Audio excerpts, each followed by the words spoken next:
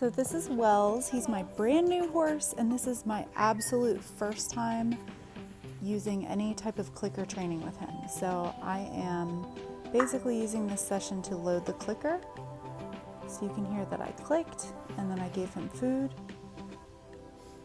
And he was a little alarmed by my click, so I am trying to be conscious to make my click a little softer. And here I decided that I would just go ahead and grab my target. A lot of times I like to start loading the clicker with the target as well, because most horses are pretty curious and they're gonna touch the target anyway. And it gives me an opportunity to kind of teach him where I want his head, and kind of sets that boundary of him having his head far away from me and not being in my business, and trying to dig in my pockets for food. So we can tell here he's munching on some hay. He still hasn't made that association yet, which is totally fine. I like to start this either in a stall or on the other side of a fence as well, with some kind of alternative food, because it just kind of makes it a little bit more casual. It takes the pressure off. They're not so hyper focused on getting food and trying to frantically figure out what got them the food. It just kind of allows them to be curious and really process what's going on. And it's a really nice way to get started with positive reinforcement. In the beginning with positive reinforcement, there's a lot of waiting, and you can see I scared him with my click again, so I need to make it a little softer.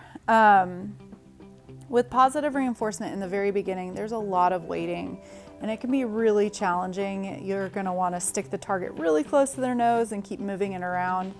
But if you can be really patient and just wait for your horse to figure it out, the figuring it out is the thing that creates a motivated learner.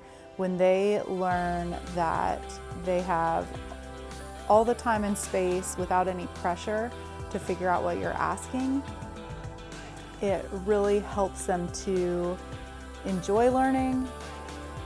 And I think if we as humans think back to times when we were able to kind of explore and figure things out on our own, the sense of accomplishment felt so much bigger than if someone had kind of over-directed us, or micromanaged us. So just think of this as kind of the hands-off version of horse training, where we provide no consequences, no bad consequences, and all the time and space that they need to figure out what we're asking. So there I got a much faster repetition, and he's becoming a little bit more used to the click. I'm used to clicking with Finnick, and I really should be regulating that a little bit better, and not making it so loud. That's something I really like about the mouth click though, is that you can usually vary it. If you're using a traditional clicker and that is alarming, you can cup your hand over top of it, and that will kind of mute the noise a little bit. So I love that he's still just kind of munching hay and being kind of casual about it, which tells me that hopefully he's going to be a pretty chill guy when it comes to working for food.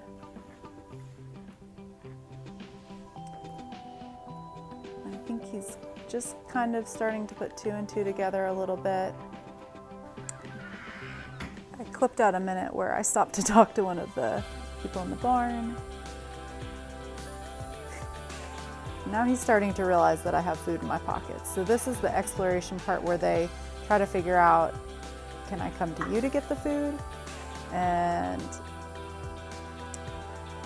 this is where the real learning takes place, that the food doesn't come from my pockets, it comes from touching the target and hearing the click.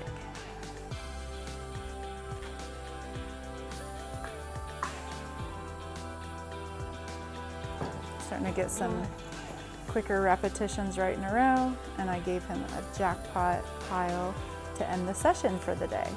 I like to keep this first session super short, so stay tuned for more from Wells.